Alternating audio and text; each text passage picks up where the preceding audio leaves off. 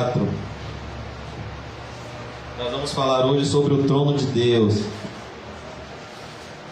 a visão do trono. Antes disso, eu queria chamar os irmãos a orar, convidar os irmãos a orar um pouco comigo. Senhor Deus, Pai nosso que estás nos céus, santificado seja o teu nome, venha o teu reino, Senhor, seja feita a tua vontade, assim na terra como no céu. O pão nosso de cada dia nos dai hoje. Perdoa-nos as nossas dívidas, Senhor, os nossos pecados, assim como nós perdoamos aqueles que nos têm ofendido. Ó Deus, não nos deixeis cair em tentação, mas livrai-nos do maligno. Pois teu é o reino, e o poder, e a glória para sempre. Amém, Senhor. Ó Deus, eu peço que o Senhor nos ajude a perdoar aqueles que nos ofendem. Nos ajude, Senhor, a perdoar de todo o coração aquelas pessoas que são instrumentos do maligno nas nossas vidas e nem se aperceberam disso e nem sabem disso. Como disse o teu servo do passado, Satanás domina a mente do ser humano sem o ser humano saber que está sendo dominado. Oh Deus, eu peço que o Senhor corte do nosso ser interior toda a influência do maligno. Que o Senhor nos conceda, Senhor, a tua santa sabedoria. Que possamos, Senhor, viver o mundo espiritual como real, pois muitas vezes nós só dizemos com a boca que o mundo espiritual é real, mas não vivemos como se este o fosse. Oh Deus, nos ajude, Senhor, a vivermos na realidade de que aquilo que não se vê é muito mais importante do que aquilo que se vê, pois o homem vê a aparência e o Senhor vê o coração. Oh Deus, nos ajude a vivermos por fé, porque tudo que não provém da fé é pecado e te desagrada. Mas a tua palavra diz que o justo viverá pela fé. Senhor Jesus, aviva a tua obra. Amém. Traz o teu povo ao santo e primeiro amor. Faz um milagre sobrenatural, Senhor, como o Senhor fez em Ezequiel 37, no vale de ossos secos. Amém. Quando o teu servo foi levado a um vale de ossos sequíssimos, Senhor, não havia vida, não havia, Senhor, vigor, não havia esterilidade, não havia nada de bom naquele vale, mas o Senhor perguntou ao teu servo Ezequiel: poderão reviver estes ossos? E Ezequiel disse: Senhor Deus, tu sabes todas as coisas, Senhor. E o Senhor mandou a palavra do teu trono e disse: Ezequiel, profetiza ao vale de ossos secos. Amém. E o teu servo, Senhor, debaixo da tua ordem, profetizou, e osso se juntou a osso, Pai Santo. E um milagre poderoso e soberano aconteceu naquele lugar, e se levantou um numeroso exército. Eles tinham carne, mas eles ainda não tinham vida. Então o Senhor falou de novo a Ezequiel: Ezequiel, profetiza ao Espírito. Ezequiel, profetiza, Ezequiel, ao Espírito. E o teu servo profetizou e disse: vem dos quatro cantos, ó Espírito Santo. E o Espírito Santo veio e deu vida àquele vale de ossos secos. E então havia se levantado um numeroso exército vivo para glorificar o teu santo nome, Senhor. E o Senhor disse que isso aconteceria com o povo que havia sido levado cativo. O Senhor iria tirar o teu povo da sepultura e ia dar ao teu povo uma nova vida. E essa é a promessa do Evangelho, Senhor: ressuscitar os mortos, conceder vida àqueles que estão mortos em delitos e pecados. Não adianta, Senhor, termos aparência, temos folhas, mas não temos fruto. Amém. Não adianta vivermos uma vida externamente bondosa, mas internamente diabólica, pois o Senhor é o público dos nossos pensamentos. O Senhor sabe quem somos em secreto. O Senhor sabe o segredo dos nossos corações. E não há nada em oculto que um dia não venha se manifestar na tua santa presença. Por isso nós te pedimos, Jesus, o Senhor que tem olhos como chamas de fogo, mas ao mesmo tempo que tem olhos cheios de misericórdia, tem misericórdia de nós que somos pecadores. Derrama do teu Espírito Santo, dai-nos sabedoria santa, Senhor. Sabedoria pura, tratável, pacífica. E tira do nosso coração toda amargura e toda mágoa. Em nome de Jesus, amém. Graças a Deus. Amém, amados irmãos. Nós vamos falar hoje sobre a visão do trono de Deus. Apocalipse 4. E a primeira coisa que nós temos que ver aqui é que João estava em espírito. A palavra do Senhor diz que aqueles que estão na carne não podem agradar a Deus. A palavra do Senhor diz que para o homem natural as coisas espirituais são loucura. E Jesus disse a Nicodemos em João 3,3 que era necessário nascer de novo para ver o reino de Deus. Era necessário nascer da água e do Espírito para entrar no reino de Deus. E é importante nós entendermos que para que João enxergasse essa visão, ele havia sido regenerado por Deus para recebê-la. Depois destas coisas olhei, ele olhou, os seus olhos espirituais haviam sido abertos pelo próprio Deus. Assim como Saulo de Tarso, que no ato da sua regeneração caíram as escamas dos olhos.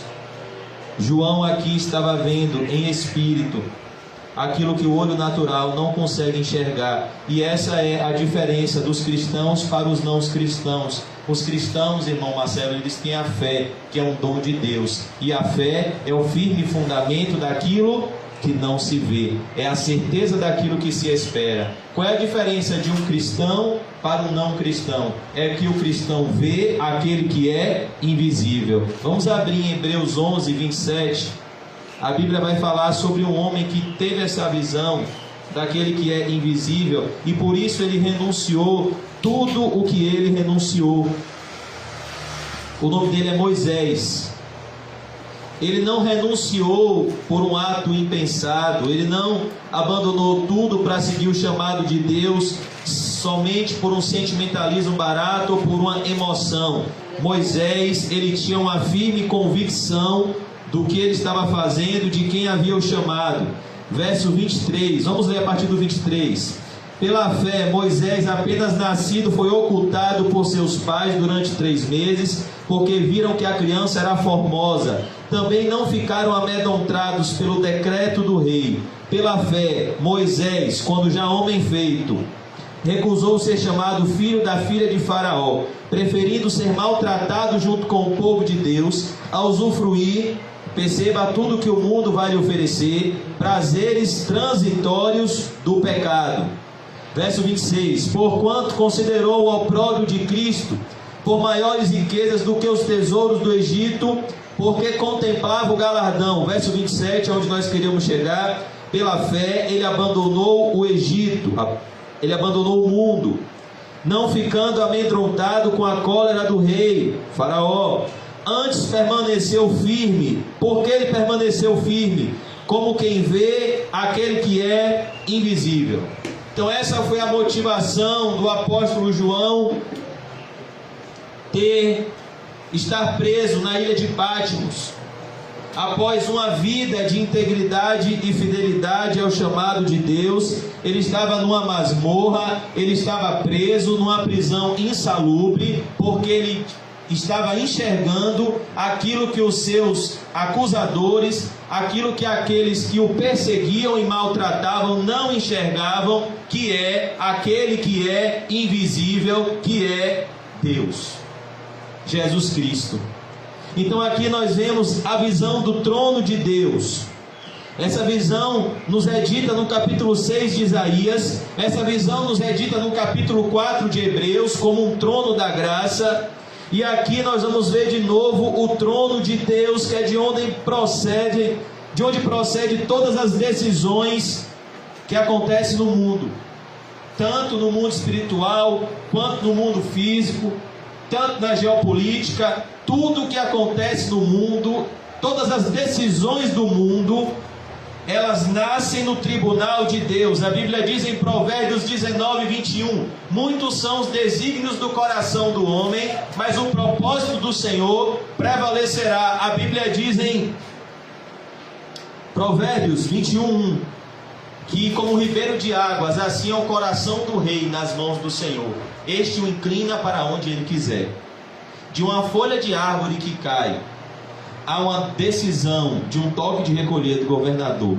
Tudo está debaixo da soberania exaustiva de Deus. E é isso que o trono de Deus vai nos mostrar. Depois destas coisas, que coisas? Ele recebeu cartas às 7 igrejas da Ásia Menor.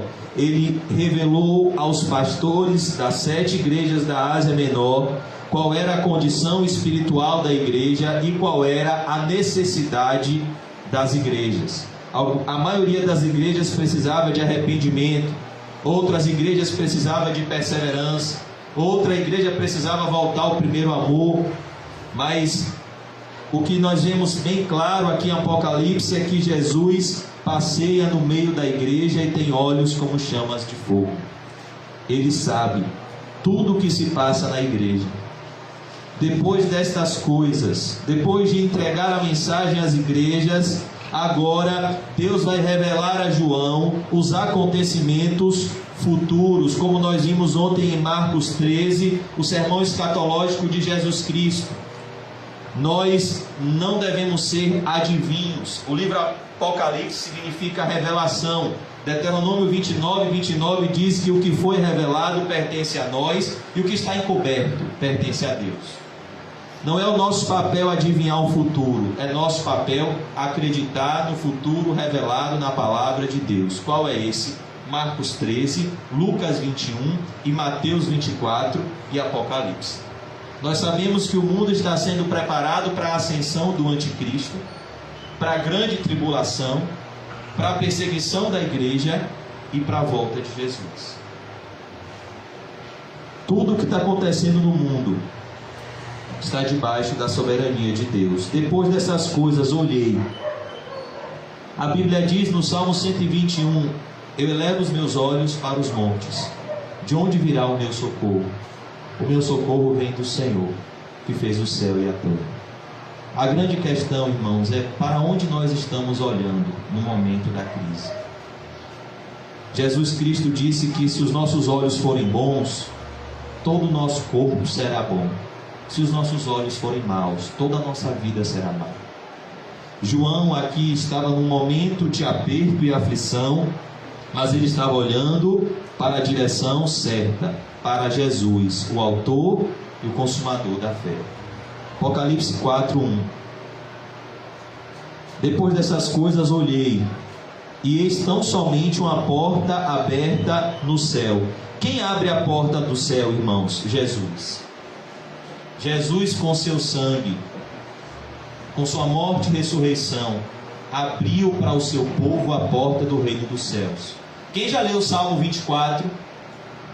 Quem se lembra do que um anjo no céu diz quando Jesus chega no céu após a sua obra consumada e redentora na cruz? Levantai, ó portas, as vossas cabeças. As cabeças de uma porta são os ferrolhos. É como se o anjo estivesse ordenando que a porta se abrisse. Levantai, ó entradas eternas, que entrará o Rei da Glória. Então ressoa uma pergunta no céu: quem é esse Rei da Glória? O Senhor poderoso, poderoso nas batalhas. Levantai, ó portas, as vossas cabeças. Levantai, ó entradas eternas, que entrará o Rei da Glória. O Senhor dos exércitos é o Rei da Glória. Então Jesus abre uma porta após ascender aos céus, que estava fechada desde o jardim do Éden, quando o homem pecou. A porta de acesso à comunhão com Deus. O que é a porta? Um local de acesso. Nós, através daquela porta, saímos da rua e entramos na casa de Deus, que é uma casa de oração. Através da obra de Cristo na cruz, nós entramos na presença de Deus, porque Ele disse: eu sou a porta.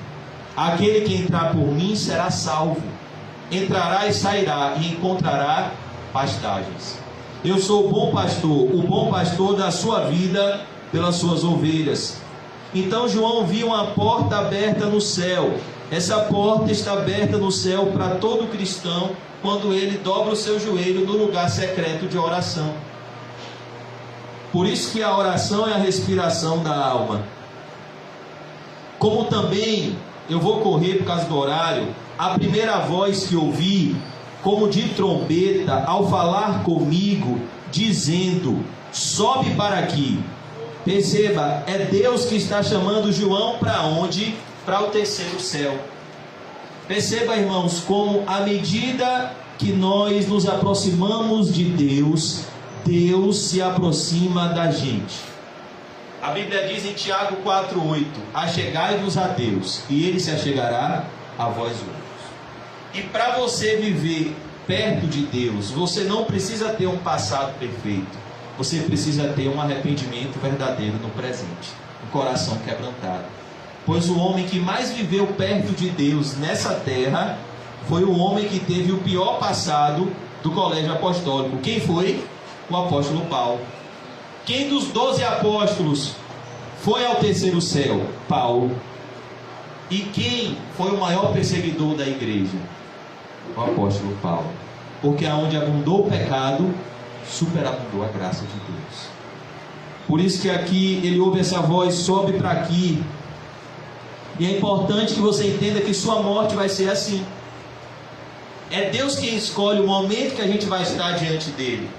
Quando um crente morre, é a voz do céu dizendo: sobe para aqui.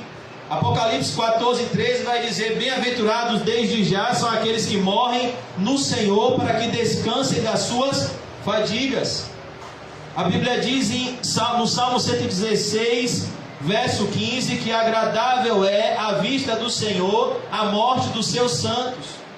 Quando um santo morre, aquele que viveu para Cristo, o morrer é lucro. Então a voz do céu diz a João: sobe para aqui. No dia em que eu e você estivermos preparados para entrar no céu, no dia que eu e você estivermos com o fruto do Espírito amadurecido e a obra de Cristo completada em nós e através das nossas vidas, através de um advento chamado morte, Deus vai nos chamar pelo nome, como fez com Lázaro, e vai dizer: sobe para aqui, porque na casa do meu pai há muitas moradas. Porém, aqueles que estiverem sem Cristo, Deus vai dizer: sobe para aqui, mas não para entrar nas mansões celestiais, mas para dizer: eu nunca vos conheci, vocês que viveram na prática contínua, deliberada da iniquidade. Por isso que aqui nós vemos, irmãos, que é Deus quem determina tudo, inclusive o nosso nascimento e a nossa morte. Eles estão escritos no trono de Deus. Quem já leu o Salmo 139:16? Diz que Deus escreveu todos os seus dias antes que o primeiro houvesse existido. Vamos lá, só para ler, para não ficar nas minhas palavras. Salmo 139, verso 16. Os irmãos me alertam em relação ao horário, em nome de Jesus. Senão a gente divide, e 7 horas em ponto, eu quero estar acabando. Não é 7 da manhã não, 7 da noite mesmo. Salmo 139. Olha o que aconteceu no trono de Deus. O que acontece no trono de Deus? Os seus olhos me viram a substância ainda informe. Olha que coisa. Eu acho tão bonito Jeremias 1,5, quando Deus fala que conheceu Jeremias antes do ventre da mãe. Olha o que Davi está dizendo: os teus olhos me viram a substância ainda informe. Quando eu era um zigoto no ventre de minha mãe, Deus já tinha me visto, Deus já tinha te visto. E no teu livro, que livro é esse? o livro da vida. Foram escritos todos os meus dias. Ou seja, o dia que você tem prejuízo foi escrito por quem? Por Deus. O dia que você tem lucro foi escrito por quem? Por Deus. O dia que você fica doente foi escrito por quem? Por Deus. O dia que você é curado foi escrito por quem? Por Deus. O dia que você é apedrejado foi escrito por quem? Por ninguém. Eu não vou ser apedrejado não. Oh, e se Deus quiser? O dia que você vai sofrer uma profunda decepção foi escrito por quem? Por Deus. E o dia que você vai entrar no céu foi escrito por Deus. O dia do seu novo nascimento foi escrito por Deus. Cada um deles é escrito e determinado quando nenhum deles havia ainda. Então vamos voltar lá para o Apocalipse 4, quando João ouve: sobe para aqui. Sobe para aqui. Deus está nos chamando. Se vocês já ressuscitaram juntamente com Cristo, sobe para aqui. Busquem, pensem nas coisas que são do alto. E te mostrarei o que deve acontecer depois destas coisas. Olha, irmãos, é impossível você ter uma vida de comunhão com Deus e viver assombrado com relação ao futuro, porque o GPS de Deus não falha. A previsão do tempo de Deus não falha. Quando, se não me engano, Ágabo, algum profeta disse que Paulo ia ser preso, e as pessoas disseram: Paulo, não vá. Paulo já tinha tido esse GPS. Ele disse: eu sei que eu vou sofrer, mas eu vou porque essa é a vontade de Deus. E a vontade de Deus é boa, perfeita e agradável. No nosso sofrimento e no nosso refrigério. Por isso que nós precisamos dessa comunhão com o Espírito Santo.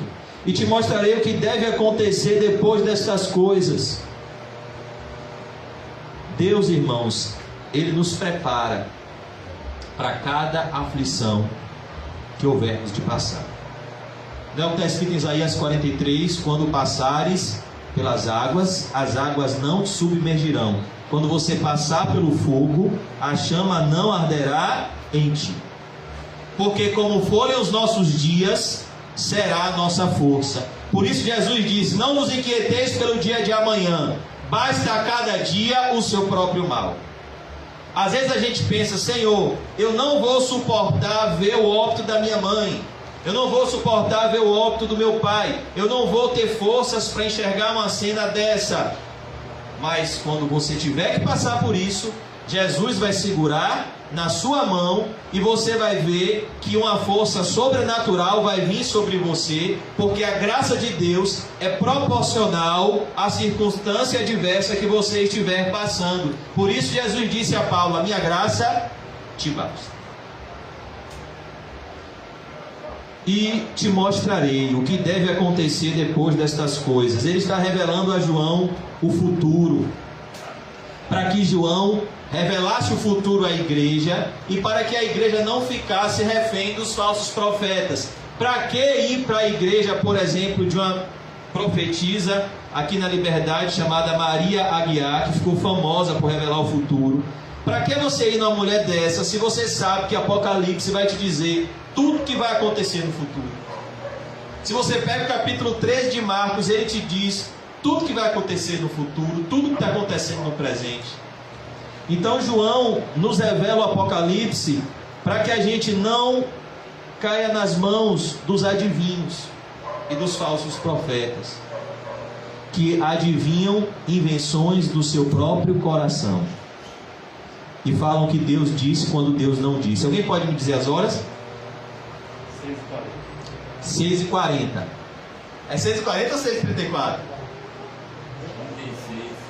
6h36, eu não sei olhar naquele relógio não, até hoje não aprendi. Não sei, estou aprendendo ainda. Imediatamente eu me achei em espírito, e eis armado no céu um trono, e no trono alguém sentado. Então perceba, ele estava em espírito.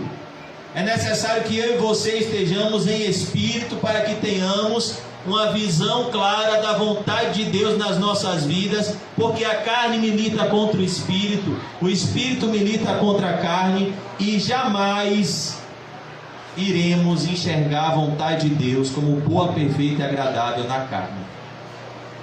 Por isso que nós precisamos alimentar o nosso espírito para enxergarmos a vontade de Deus como boa, perfeita e agradável. Porque satisfazer o espírito é prazeroso, mas satisfazer a carne também é prazeroso. Mas a Bíblia diz: não se engane o homem. Você plantar, você vai colher. Você está plantando na carne, você está tendo um pouquinho de prazer, mas quando vier a colheita, talvez você não suporte. Você está plantando no espírito, você está tendo um pouquinho de sofrimento, mas quando vier a colheita, vai ser acima das suas expectativas, porque a nossa leve e momentânea tribulação está produzindo um eterno peso de glória acima de toda comparação. Por isso Paulo diz: não nos cansemos de fazer o bem, porque a seu tempo ceifaremos se não houvermos desfalecido. Tem pessoas que estão desfalecendo de fazer o bem. Pessoas que estão, e eu me incluo também, muitas vezes cansadas, com tanta decepção com a natureza humana. Quando Jesus já nos tinha predito que Ele nos enviaria como ovelhas no meio de lobos, e que nós deveríamos ser prudentes como as serpentes e simples como as pombas. Mas nós não podemos cansar, irmãos, de fazer o bem, porque um dia nós vamos ceifar essa colheita maravilhosa, se tivermos um arrependimento frutífero. E eis armado no céu um trono. Olha o que ele viu: armado no céu um trono. É como uma tenda. Quando você vê armado uma tenda, fui lá no Atacarejo e vi armado uma tenda. Ele viu armado no céu um trono. Olha que coisa. A primeira coisa que João viu no terceiro céu foi um trono. Qual é a ideia que um trono passa? Majestade, poder, autoridade. Quem é que está sentado no trono? Aquele que tem todo o poder e toda a autoridade nos céus e na terra. Eu me achei em espíritos, e eis armado no céu um trono. O mais importante no céu é aquele que reina no céu, que é o Rei da Glória, que é Jesus. Primeira coisa que ele vê no céu é o trono de Jesus. E no trono, alguém sentado. Quem está sentado no trono? Jesus. Paulo disse em Filipenses 2,11: todo joelho se dobrará e toda língua confessará que Jesus Cristo é o Senhor, para a glória de Deus Pai. Todo mundo vai ver Jesus assentado no trono. Ele morreu numa cruz, mas a cruz ficou vazia, porém o trono não. O trono está preenchido. Jesus vive e reina pelos séculos dos séculos. E o nosso coração, irmãos, é um trono que está montado ou pelos nossos interesses, ou pelos interesses de Deus. Ou Jesus está sentado no trono do nosso coração, ou Ele está fora do nosso coração, pois Ele não ocupa segundo lugar. Ou Ele é o primeiro lugar, ou Ele não ocupa lugar nenhum. Então, quem está no trono do nosso coração? Sabe quem estava no trono do coração de Pedro? As ambições humanas.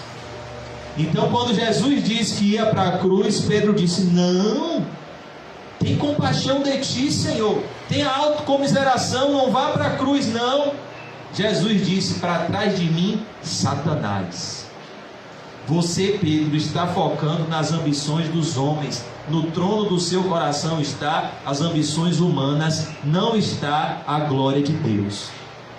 Depois Jesus disse: se alguém quiser vir após mim, negue-se a si mesmo, tome a sua cruz e siga-me, porque todo aquele que quiser salvar a sua vida, perdê-la-á, mas aquele que perder os seus interesses, os seus sonhos, a sua vida, por amor de mim, Jesus e do Evangelho, achará. Por isso que nós vemos aqui que alguém está sentado no trono do nosso coração. Ou é Jesus, ou é Mamon. E o que vai dizer isso não são as nossas palavras, são as nossas ações. Porque é pelo fruto que se conhece a árvore. Nós não somos quem nós dizemos que somos. Nós não somos quem as pessoas dizem que nós somos. Nós somos quem a palavra de Deus diz que nós somos.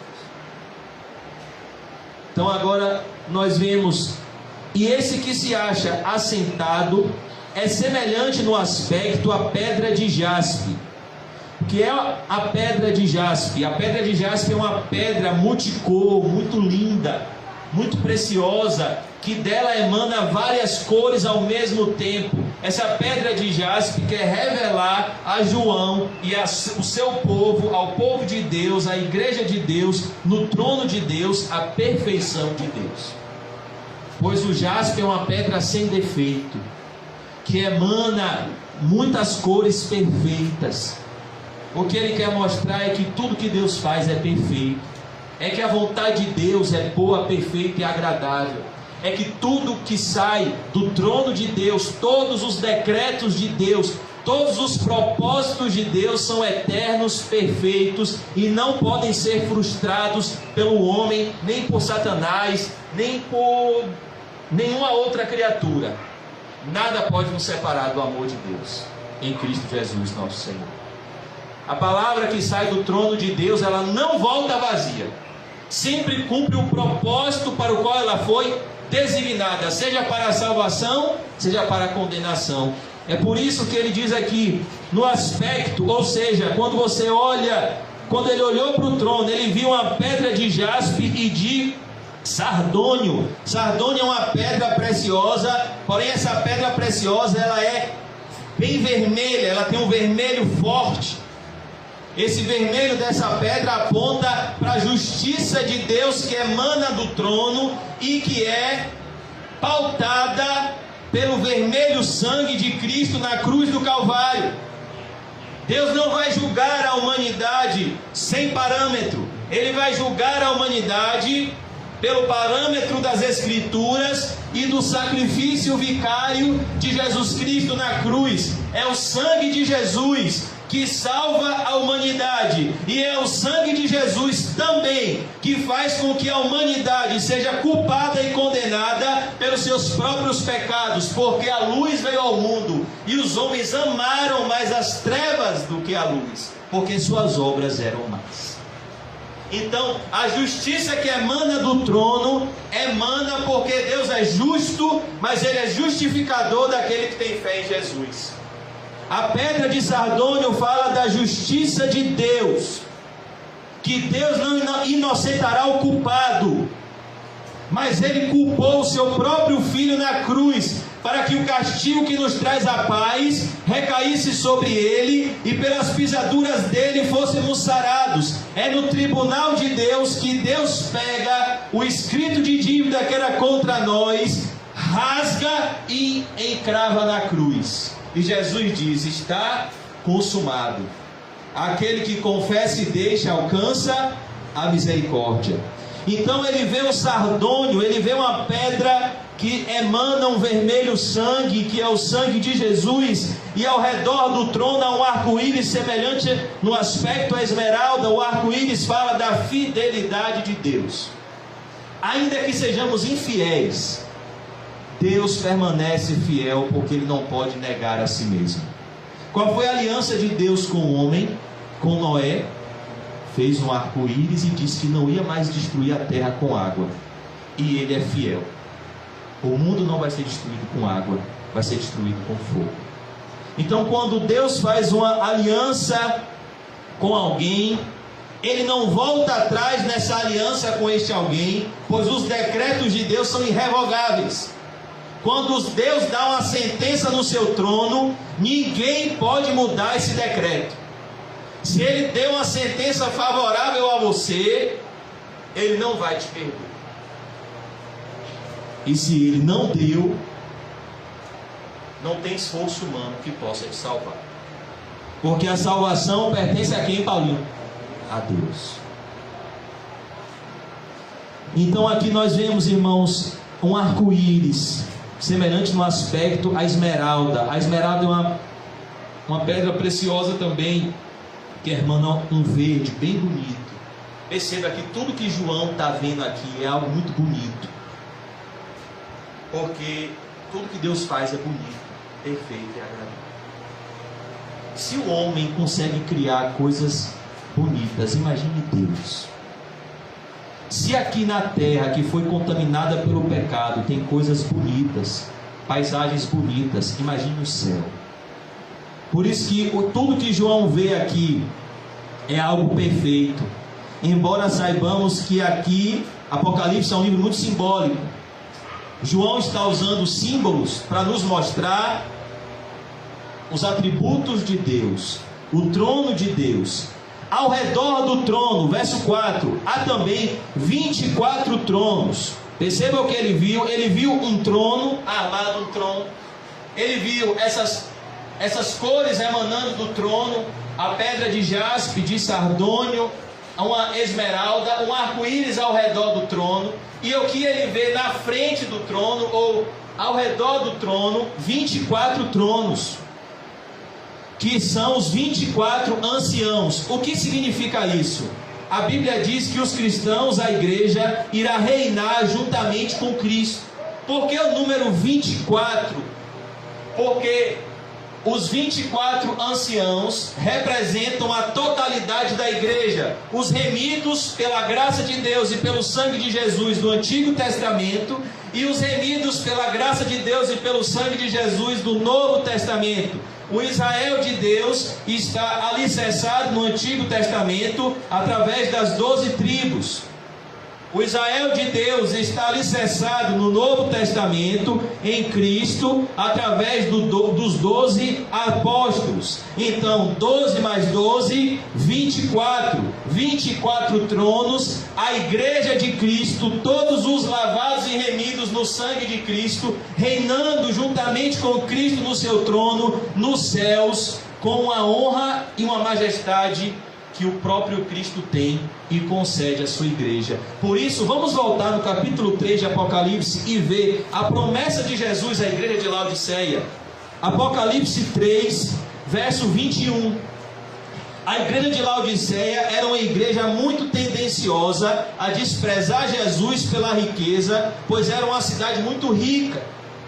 Então, a promessa de Jesus aqui à igreja de Laodiceia é: toda a pompa que o mundo te oferece não se compara com a pompa que vocês vão ter se forem fiéis a mim e chegarem no céu. Apocalipse 3, 21 diz: ao vencedor dar-lhe-ei sentar-se comigo no meu trono. É o que nós estamos vendo no capítulo 4, já se cumprindo.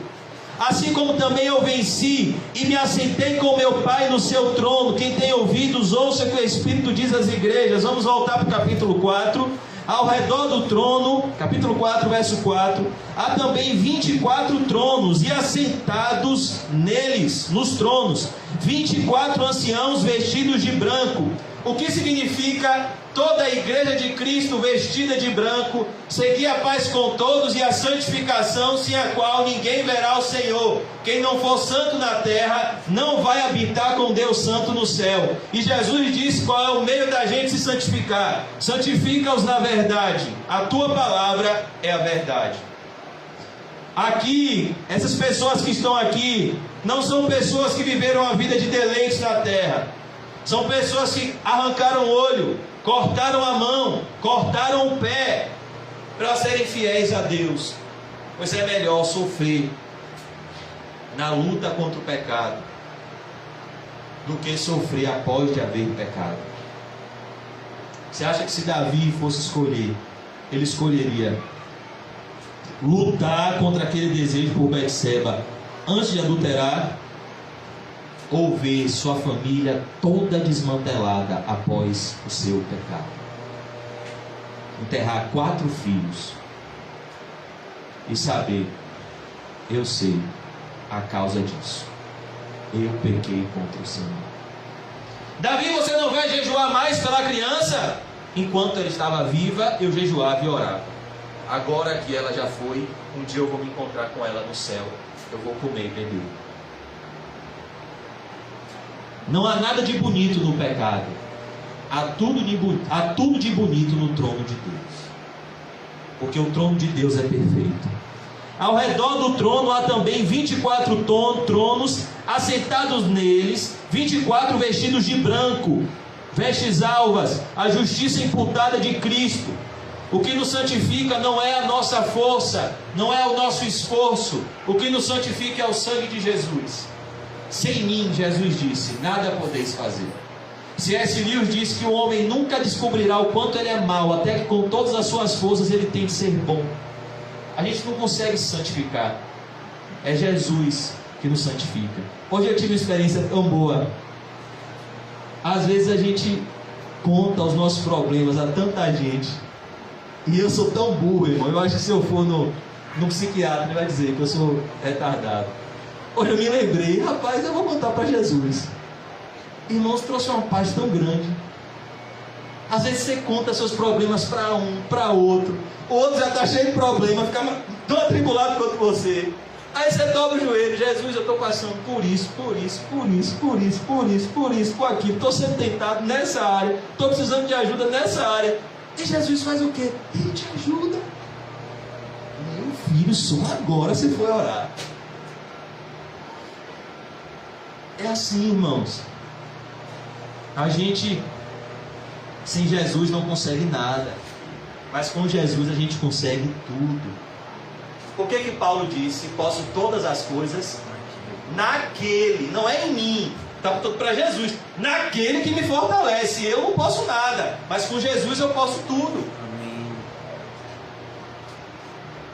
A gente, irmãos, demora muito tempo para aprender as lições mais simples, como bem-aventurados os pobres em espírito, porque deles é o reino dos céus. Se a gente aprendesse essa bem-aventurança, toda a nossa vida mudaria. Tudo mudaria em nossas vidas. Em cujas cabeças estão coroas de ouro. É o que ele disse a Laodiceia. Vocês estão pensando que a riqueza do mundo é bom? Não. A riqueza que verdadeiramente tem valor é a coroa de justiça reservada nos céus. Toda a riqueza do mundo vai embora na morte. A riqueza do céu nunca se acaba. Por isso Jesus disse: não ajuntem tesouros na terra, onde a traça e a ferrugem corroem, e os ladrões minam e roubam. E se o ladrão não minar nem roubar, nem a traça e a ferrugem corroer, a morte vai levar. Mas ajuntai para vocês tesouros no céu, porque no céu não tem como haver depreciação do seu patrimônio.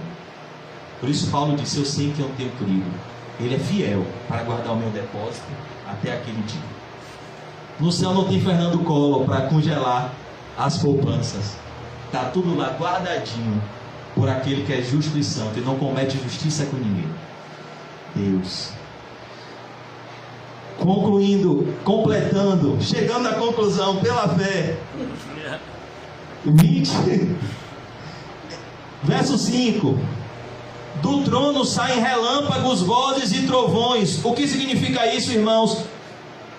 Tudo que acontece no mundo, toda manifestação de Deus, nasce no trono de Deus. Como foi que Deus se manifestou no Monte Sinai, quando Moisés trouxe a lei, a tábua dos 10 mandamentos? Ele se manifestou com trovões e com relâmpagos.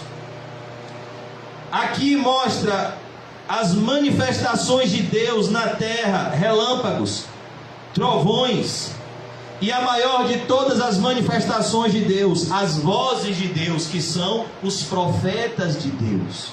Deus separou pastores e mestres, tendo em vista o aperfeiçoamento dos santos, a edificação do corpo de Cristo. As vozes de Deus são a igreja de Cristo e a palavra de Deus. Nem só de pão viverá o homem, mas de toda a palavra que procede da boca de Deus. O que é a boca de Deus? A Bíblia. Então, tem gente que fala, Deus fala comigo, e Deus responde, abra a sua Bíblia, eu vou falar. Mas Deus fala também pelas circunstâncias, trovões, relâmpagos, disciplinas. O pastor do passado dizia, o sofrimento é o megafone de Deus para uma geração surda. Nós poderíamos dizer isso do coronavírus. Nós não somos insensíveis ao coronavírus, mas o coronavírus é o megafone de Deus para uma geração surda. O mundo está clamando por cura, Deus está clamando por arrependimento, que é a verdadeira cura da alma, o perdão dos pecados. Não foi o que Jesus fez com o paralítico? Filho, perdoados estão os teus pecados. Mas Jesus, o homem é paralítico, ele não anda, os 4 amigos desceram do telhado. Mas para que vocês saibam que o Filho do Homem tem autoridade na terra para perdoar pecados, levanta, toma o teu leito e anda. O que Jesus quis mostrar é, a pior paralisia dele não é a física, é a espiritual. Ele está ainda ligado aos seus pecados e debaixo da ira de Deus. O que mais me deixa temeroso com o coronavírus não é o coronavírus, é as pessoas que estão morrendo sem Cristo diante do coronavírus. E a minha sonolência em não evangelizá-las diante do coronavírus. Isso aqui me deixa triste. Muitas vezes a minha covardia, e a Bíblia diz, covardes não darão muito céus. Jesus morreu pela gente na cruz, e a gente não vai evangelizar os perdidos? Se é que nós já fomos achados. Concluindo, ardem 7 Concluindo, porque eu vou adiantar aqui, viu, gente? Ardem 7 tochas de fogo, que são, e diante do trono ardem 7 tochas de fogo, que são 7 Espíritos de Deus. Quem são as tochas de fogo? Quem é a luz do mundo? Quem é, irmãos, a luz do mundo? Você, a igreja. Jesus é a luz, mas ele disse, em Mateus 5,14, vocês são a luz do mundo. Na época de Jesus, na época aqui de Apocalipse, não existia energia elétrica. O que acendia as luzes, o fogo, que são as tochas de fogo, a igreja. As 7 tochas de fogo, que são 7 Espíritos de Deus. O que é que faz com que a igreja tenha êxito no mundo, no seu propósito de resgatar os perdidos e de saquear os infernos, de tal maneira que as portas do inferno não prevaleçam contra a igreja? A ação soberana do Espírito Santo de Deus. Por isso Deus disse a Zacarias, não por força, nem por violência, mas pelo meu Espírito, diz o Senhor. Jesus disse a Nicodemos, o vento sopra onde quer. Ou seja, nossa pregação, nosso esforço sem o Espírito Santo não tem eficácia. Nós podemos levar as palavras aos ouvidos, só o Espírito pode vivificá-las no coração. Pode trazer vida ao interior que está morto em delitos e pecados. É isso que ele está dizendo aqui. As 7 tochas que estão diante do trono são os 7 Espíritos de Deus. O número 7 significa perfeição. 7 Espíritos de Deus vai falar da manifestação e da ação do Espírito Santo na terra, na igreja, que vem do trono de Deus. Sabia que todo culto, toda reunião que acontece na igreja de Cristo, ela nasce no coração de Deus? Olha como é importante. Olha como muitas vezes a gente já perdeu o primeiro amor e nem sabe. A gente se esquece quem marcou essa reunião. Não foi o pastor Nizam que marcou essa reunião para 18 horas. Foi aquele que está sentado no trono, que é Deus. Por isso nós precisamos ter brilho no olho em cada culto, em cada reunião, porque eu vou me encontrar com quem? Com Deus. Verso 6, adiante do trono, como que mar de vidro.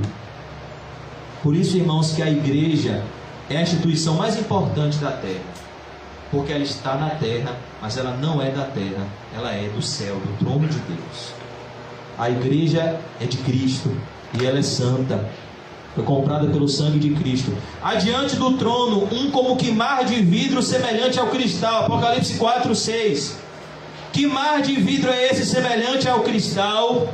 Esse mar de vidro que é como se fosse um chão de vidro diante do trono. Quando você anda ao redor do trono, você vê um mar de vidro. É um paralelo ao livro de Êxodo, que fala da vitória de Deus, da vitória do povo de Deus diante de Faraó no Mar Vermelho. Esse mar de vidro fala da vitória final de Deus sobre todas as hostes do mal e sobre toda obra maligna. Esse mar de vidro fala da vitória de Deus e do povo de Deus, semelhante ao cristal, algo precioso. E também no meio do trono e à volta do trono, 4 seres viventes, cheios de olhos por diante e por detrás. A mesma coisa que Isaías viu, ele viu serafins ao redor do trono. Aqui João vê seres viventes ao redor do trono. E ele é cheio de olhos por diante e por detrás. Fala da onisciência de Deus. Nada passa desapercebido aos olhos de Deus, tanto do ponto de vista positivo, tanto do ponto de vista negativo na minha e na sua vida. Não há nenhum sofrimento, não há nenhuma lágrima que Deus deixe de ver, mas também não há nenhum pecado, não há nenhuma omissão que Deus deixe de ver. Ele está vendo tudo. O céu está vendo tudo. Por isso que o filho pródigo, quando se arrepende, ele diz: pequei contra o céu. O céu viu o meu desvio. Muitas pessoas que estão aqui não viram, mas o céu viu que eu perdi o primeiro amor e que eu saí da presença de Deus. Mas eu pequei contra o céu. Por isso a Bíblia diz: a festa no céu, quando um pecador se arrepende, porque o arrependimento, em primeiro lugar, ele nasce quando nós sentimos o que o céu sente pelo nosso pecado. Por isso que Paulo diz que é a tristeza segundo Deus que opera arrependimento para a salvação. Não é a tristeza segundo o mundo. É quando nós sentimos a tristeza de Deus, a convicção do Espírito Santo, que nós nos arrependemos de fato e entramos de volta à comunhão com Deus. Por isso que ele diz aqui: cheios de olhos por diante e por detrás. O primeiro ser vivente é semelhante ao leão. O que é que o leão representa? Força. Jesus Cristo, ele é como um leão. Ele é forte. E Spurgeon dizia: você não precisa defender o Evangelho, você só precisa proclamar. Porque o Evangelho é como um leão na jaula. Quando você solta o leão, é ele que faz o dever dele. Somente prega a palavra, é o que Paulo disse a Timóteo. Os resultados dependem de Deus. Jesus é o leão da tribo de Judá. O primeiro ser vivente é semelhante a um leão, a força que vem do trono de Deus. O segundo, semelhante a novilho, embora sendo forte, embora sendo o leão da tribo de Judá, Jesus abriu mão da sua força e morreu como uma ovelha muda perante os seus tosqueadores, porque ele é o Cordeiro de Deus que tira o pecado do mundo. É por isso que ele diz aqui também: o segundo, semelhante a um novilho. O terceiro tem o rosto como de homem. Olha que coisa, irmão. Jesus era 100% Deus e Jesus era 100% homem. Aqui nós vemos a identificação que Deus tem com o ser humano. Como Deus disse: façamos o homem à nossa imagem e semelhança. Como Deus, embora tudo que foi criado para a glória de Deus e não para a glória do homem, mas como Deus criou todas as coisas para glorificar a si mesmo em benefício do homem. Por isso que quando o homem glorifica a Deus, ele é feliz. Sabe por que o sol está onde está agora? Porque se ele se aproximar da terra, todo mundo morre. Sabe por que o mar está ali agora? Porque se ele avançar, todo mundo morre. Tudo que Deus criou, ele criou em benefício do homem. Deus criou o jardim do Éden, para quê? Em benefício do homem. Você pode comer do fruto das árvores, Adão, só não coma do fruto da árvore do conhecimento do bem e do mal. Você vê Deus se entristecendo em Gênesis 6 por conta da maldade do homem. Ele disse: eu me arrependo de ter criado a raça humana, eu me entristeço de ter criado a raça humana. Noé, eu vou destruir a raça humana com o dilúvio, construa uma arca. Então você vê aqui uma identificação de Deus com os seres humanos. um rosto como de homem. Por isso Jesus, ele é chamado também de Filho do Homem, porque ele se encarnou como homem, ele viveu como homem, ele morreu como homem e ressuscitou como homem. O pecado que nós cometemos na carne foi punido na carne de Jesus, para que fôssemos perdoados das nossas vilezas. E o quarto ser vivente é semelhante à águia quando está voando. O que a águia representa, irmãos? A águia representa um voo que está acima das circunstâncias. O que essa visão do trono está mostrando para João é que, João, não olhe para a circunstância, olhe para mim.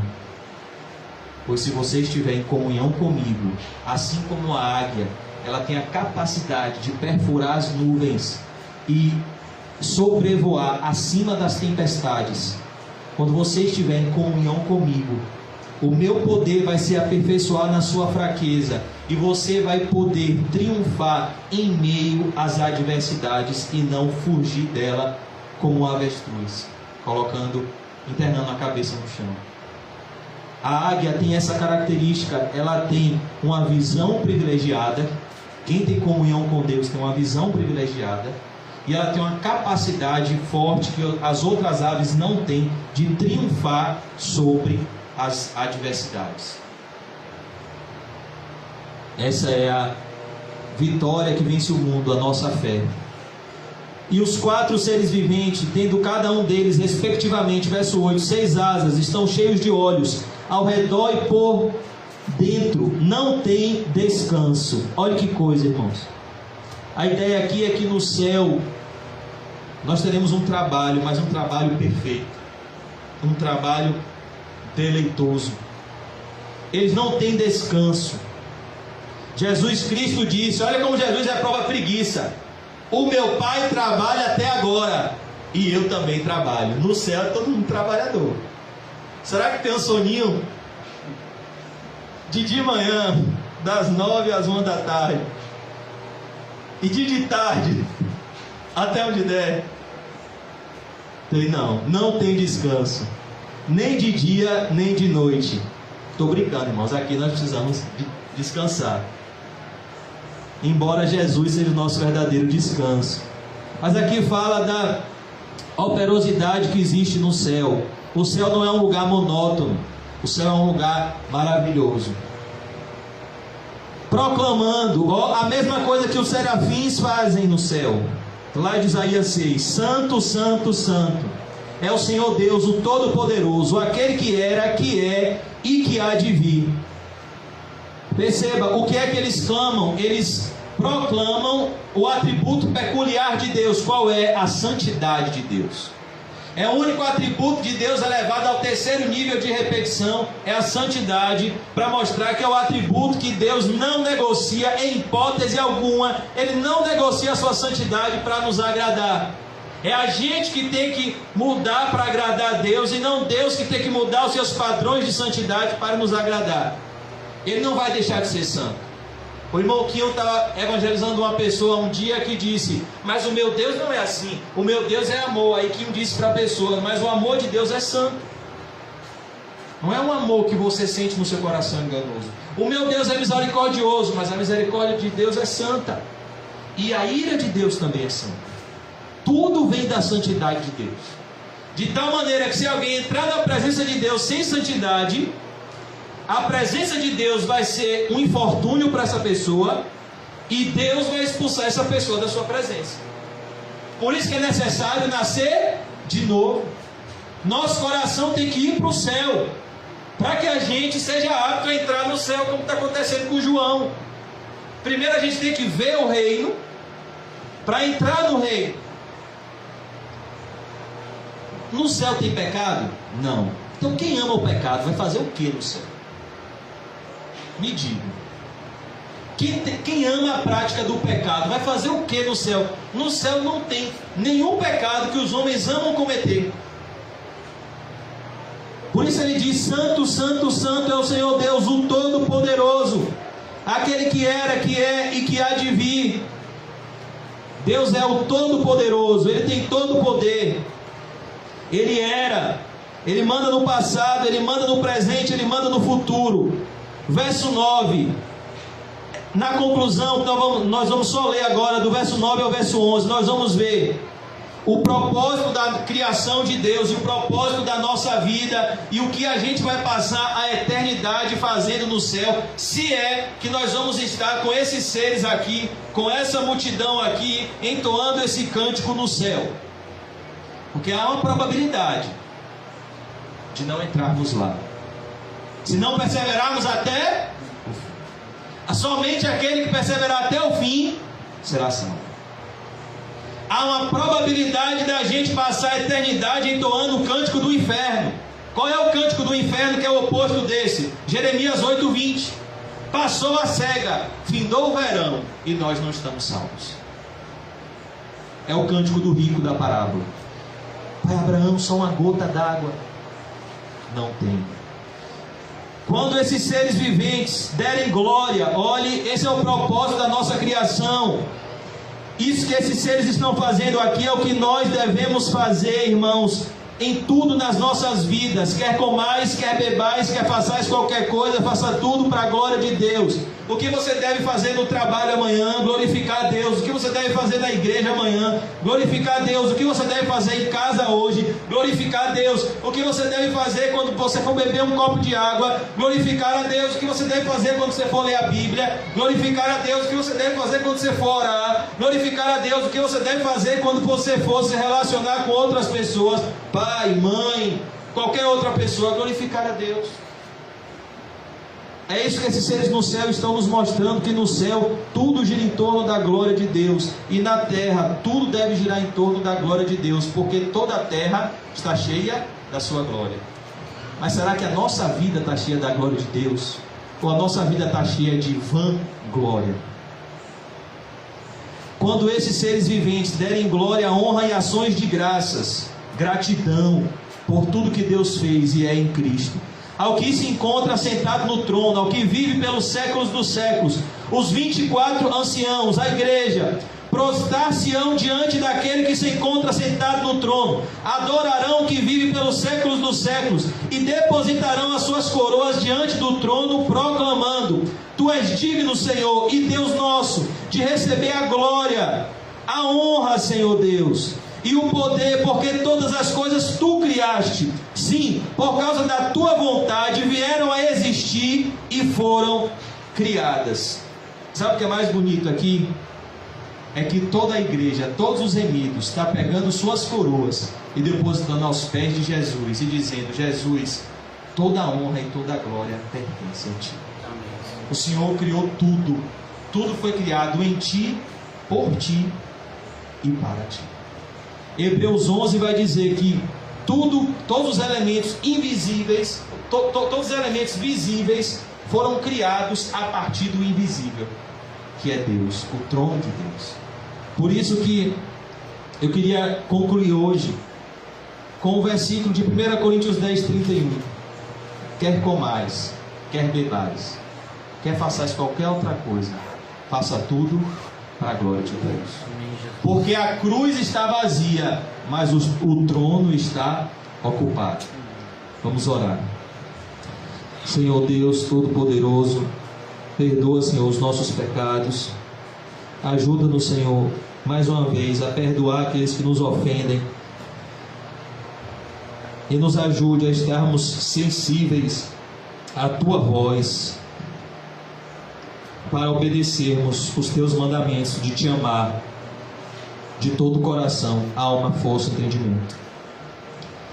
Dai-nos, Senhor, um senso da Sua presença.